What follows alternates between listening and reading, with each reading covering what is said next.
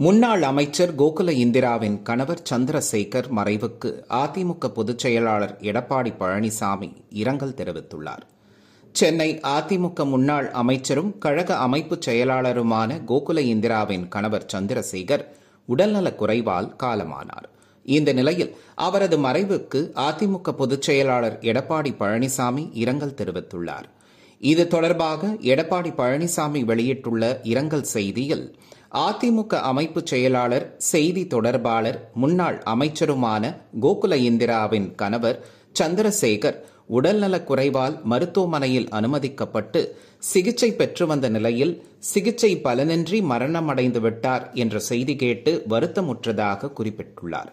கணவரை இழந்து மிகுந்த வேதனையில் வாடும் கோகுல இந்திராவிற்கும் அவரது குடும்பத்தினருக்கும் இந்த துயரத்தை தாங்கிக் கொள்ளக்கூடிய சக்தியையும் தைரியத்தையும் அளிக்க வேண்டும் என்றும், சந்திரசேகர் ஆன்மா இறைவன் திருவடி நிழலில் இளைப்பாறவும் எல்லாம் வல்ல இறைவனை பிரார்த்திப்பதாக அவர் தெரிவித்துள்ளார்.